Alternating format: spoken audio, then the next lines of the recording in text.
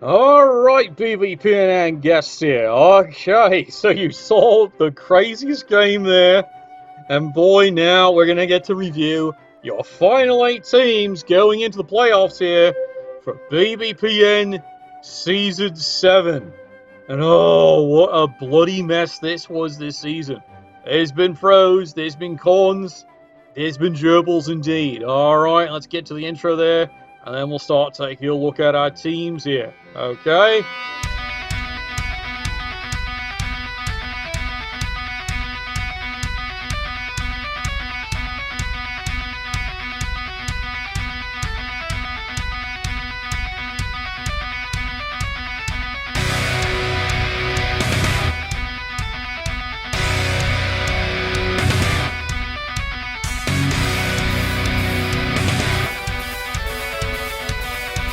Alright, so, Season 7. One of those crazy seasons that it's a miracle we got this season because, let's face it, real life is really being a twat whistle, isn't it?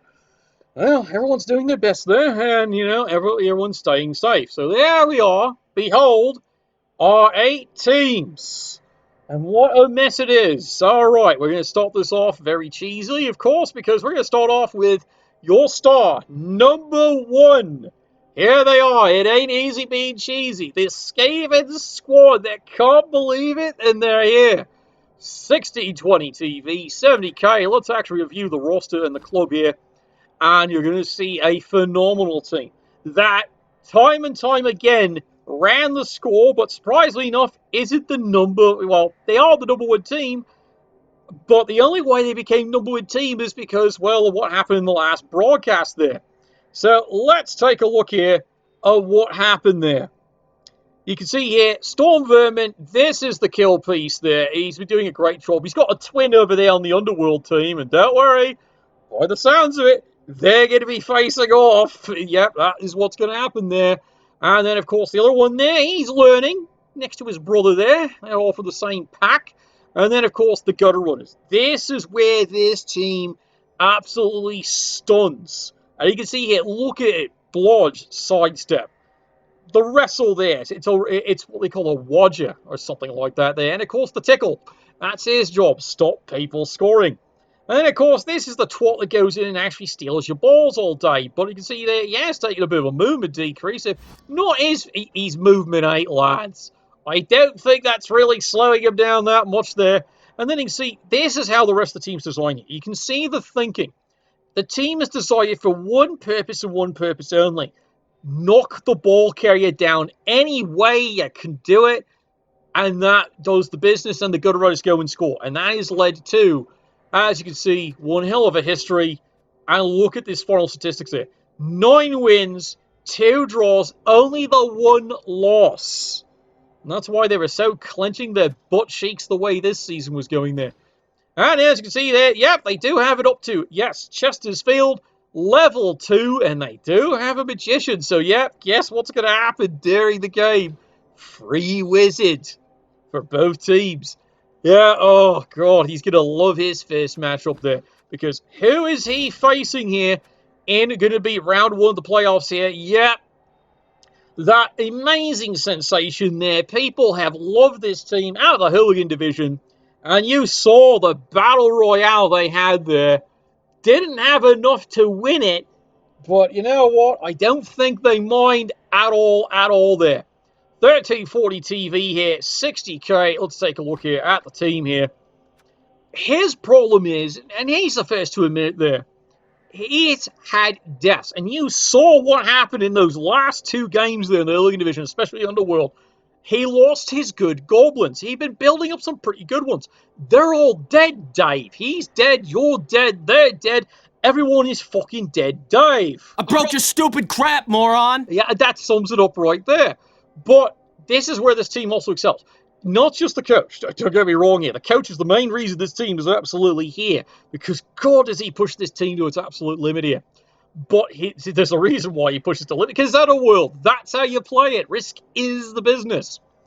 AG for Dynamite here, the Skaven Thrower, Mr. Roid Rage himself. We got to take a closer look at this player here. Block, Mighty Blow, Claw, and the piling on. He is a death machine. Now, fun fact, he took fucking forever to finally start killing everything. It literally took getting into the Hooligan division, and then he found his roid rage. He really did. And he's been dynamite. And of course, the other one, well, he's a bit hip banged up, but you know, AG really isn't his strong point there. And there you can see what has happened. That last game against the High Elves, finally, Hank has finally skilled up. Took all fucking season, he finally got a skill. And yeah, it was a great game. So he's taking tentacles. No, really. What a choice. Tentacles. So you can see what he's planning on. No one's dodging away from him anytime fucking soon. And meanwhile, he's got the apothecary. He's got the fun factor of 5. This might be really critical there. And of course, the 3 team rolls. And yeah, he never got around to this point, but that's because, let's face it, things kept dying. All right, now, you've all been waiting for this one. What is left of this team? Team number 2, the Dunny Dodgers, the Pro Elves. This is what's left of the team. 820 TV. And believe it or not, it's even worse than that. For the first playoff game, they have all the 5 players. I'm serious. They are going to be bringing 6 loners to the playoff game. 6. It's a new BBPN record for most loners, and yet is still in the playoffs. Yeah, we've had closer. We've had 4 at one point. And we've had some teams with worse during the season. It has happened. But never has a team been this crippled coming in. As you can see here, though, what's left? 2 linemen, 1 waiting critically for his skill, and yet there it is, the catcher brigade from hell. The only reason this team is here, they have done miracles.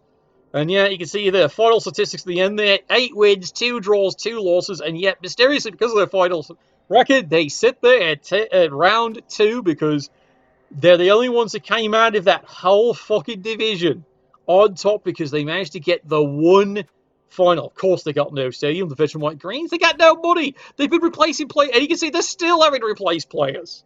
They've still got dead. They never, ever, since game fucking 1, this team has had to have a loner.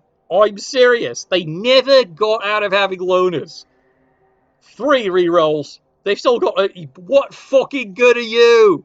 No, seriously, what fucking good are you? But 7 fan factor.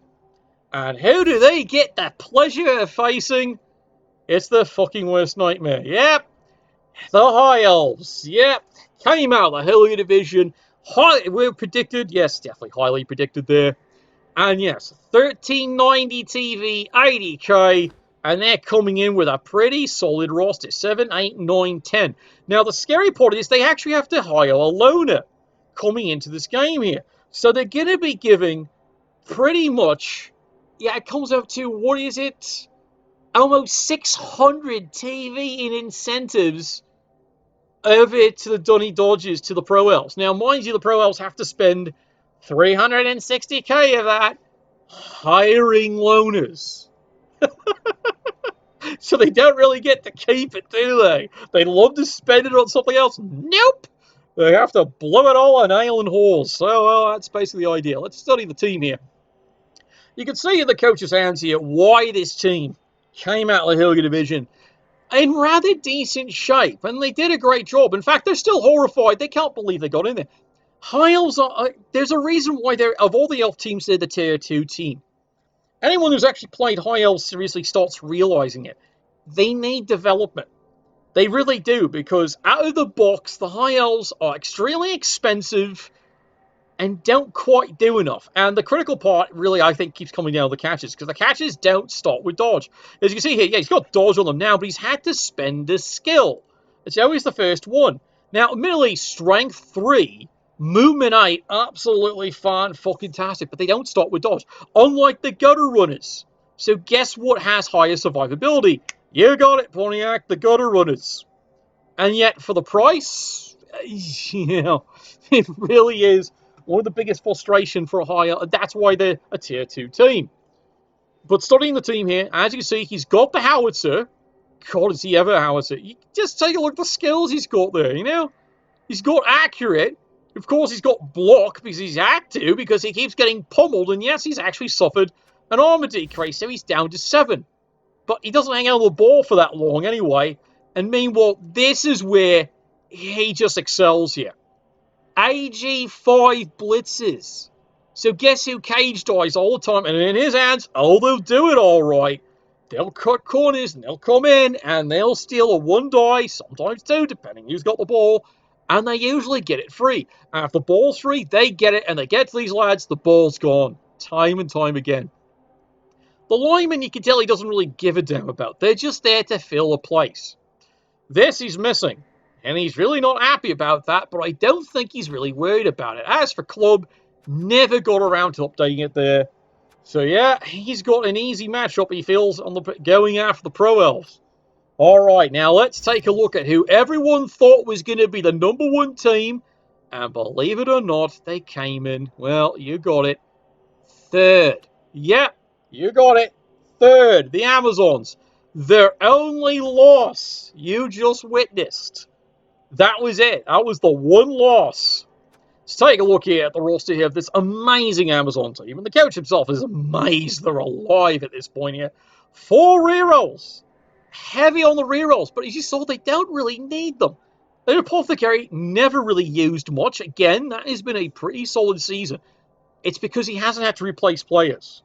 1620 TV, 90 there. Huge fan factor. That is massive at this point here. And look at this. It's almost Blodge or Wrestle right down the lineup. Only has the 1 guard here. Has the other one on the Blitzer here with a stand firm. And boy, does he make good work of her. The Frenzy, good tactical choice there. Helps clear problems out. And of course, he's got the 1 tackle with the Mighty Blow. And of course, there's 1 star catcher there with, and it's an interesting combination, pass block AG4. Meanwhile, as you can see, the other catcher there actually has the diving catch. Well, why is that, Marigold? Because it's any hex, and it gives you +1 to catch the damn ball. It's actually a really great skill. It's a very underrated skill. But there it is. Now, guess who they've got? And it's the team that's absolutely in shock. They're here. They're 3rd Church in Nuffle. They're humans. He doesn't know what the fuck he's doing here. No, I'm serious. We've asked the coach. 1610. A pile of money. Must be fucking nice here. And take a look what he's got at the Bells of St. John. Yep. Astro Granite playing surface. Yep. He's playing hardball in the Church of Nuffle there. They certainly believe in absolutely praying to Nuffle. Brilliant! It is indeed. Yep. So anytime you fail a GFI, +1 to break your armor. He is going to make you fucking pay. Now let's take a look at the surviving team. The Ogre, of course, yep, he does have the guard. Man, this Ogre is hysterical there. He's had one hell of a weird season himself there. But, yep, he's got the guard, nothing else, and that's all he needs. Meanwhile, the Blitzer Crew. Yeah, you can see where he started going here, but this is what changed things for his team. And that's why he started winning. AG4 on the Blitzer, suddenly his entire, and then he rolled the double. Dodge. His entire composition of how he played this team has changed. That's why he qualified. No, I'm serious. That was it. And of course, he's got the howitzer there. Yes, Panda himself right there. And yes, look at the howitzer of an arm he's got. Accurate shot. That's +2. Of course he's getting it. And of course, blodging on the rest of the catches there. So he has a bailout plan. And you can see what he's ready for, but he's not facing them here. Yeah, tackle. And a very strong lineman line. 3 blocks. Yeah, that's a pretty formidable team there. And he's facing the Amazons. Now, as we said, the Amazons, this might be the one team they don't want to face. But only for fan factor. So, that's an interesting one there. It's all going to come down to how the first half plays off. And does he get rid of the AV Invincible 7? Boy, we're going to be tuning in to find out. Now, let's see who this big surprise here for team number 4. Yep, you got it. The Norse, somehow, and even he's in shock about it there, came in number 4. Yeah, 1440, has plenty of money. As you can see here, the club, they never got upgraded there. It was a bit of a weird season for them there. The last few games, and you can see there by the record, yep, they came in, they barely came in. They started off, and remember, from the original review there, they were picked as one of the high favorites to dominate their division. And they staggered in. They came in tailing Charlie in number 3 position in the division. They tried, and the coach has definitely showed lots of talent here. 7 fan factor, Apothecary 3 rerolls, pretty basic. There's the team. And like I've said before, and I'll say it again, the Norse are a glass cannon. They really are. And as you can see here, he's got a bunch of interesting skills in here. He's got the lineman there with now, of course, strip ball to go with the tackle. He's got lots of tackles. You can see how he's planning the play. He's already looking ahead to facing off with the Amazons. Well, guess what? You didn't get them the first round. He's planning to face the Skaven. He's not facing them either. He's going to have to get a few rounds in. He's out all the runners. And this is a bit of a problem here, because the runners got Dauntless and he's out for next game. And you're about to find out why. Guess who he drew? You got it. It's the Ogres. Son of a fucking bitch. Clench the butt cheeks. You're going to be clenching them all right there. Yep, Guinness is here.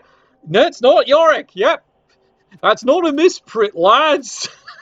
He made it. Maxed overdrive. 1610 TV. 130. This is a devastating. And you can see what he's got here. Nothing upgraded in there. And look at the record. Yeah, that's the record, and they made it. 6-1-5, and they made it, and it's not a Hooligan team. They made it with that record. Unfucking believable, isn't it there? See, like I said, one Berserker, it's basically all he's got left. Like, the Norse are in real trouble, because this is how they drew. And this is the team that shattered them. I'll be blunt. I believe, cast that game in there, and the Ogres did a great job. The Norse absolutely got shattered. They never recovered. They barely staggered in. And then guess who they drew? They've drawn the Ogres. They got to play them again. Look at the team. I'm serious. It's a team Yorick would draw. Not 1, 3 blocks on the Ogres. And he's even got tackle on one. With piling on for insult to injury. Well, it's going to be injury to your insult. And then, of course, he's got guard and pretty much all the rest of them there. He's got the 1 break tickle in there. It's absolutely brutal. And then, of course, the Nobblers. He's done fairly well, the Nobblers. As you've seen this season, they started off a bit rough around the edges, but later on, they've done absolutely fantastic things in his hands here. And he's gradually gotten the hang of this team here. 4 fan factor, only 2 rerolls. I say it again, only 2. Talk about a clinic in reroll management. No, I'm serious. It's absolutely a clinic. Brilliant! Yeah, that sums it up right there. And like I said, he's got himself and drawn the team he shattered. So yeah, let's go back there and we'll review it there. So, round 1 of your big elimination playoffs. You are definitely got Skaven versus Underworld. Anyone's pick, that one. It's seriously anyone's pick. If there's a team that can actually mess up the Skaven, which look almost unbeatable, it could be Underworld in the hand of that coach. Pro Elves versus High Elves. Again, flip a coin. Because the Pro Elves are crippled as hell, but the coach is also drunk as hell, so I don't think he fucking cares. As for the High Elves, well, like I said, he's shown that he can now and then lose games, but can now and then win games. And he did win the Hooligan division. That usually syndicates that the team can do great things. Amazons versus humans. Yeah, you didn't expect that one to be there. And yeah, that is definitely going to be a bit of a surprise there. Yeah, absolutely. No one expected the Amazons to be position 3. But yeah, there they are, position 3.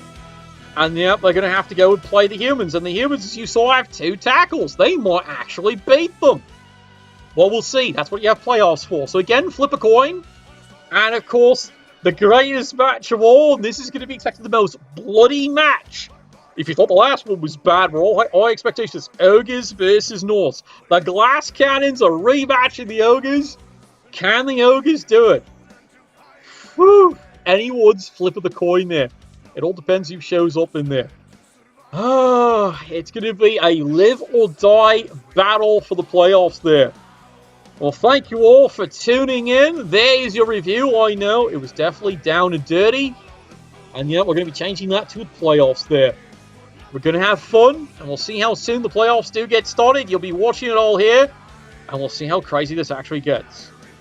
Nuffle, bless all your dice.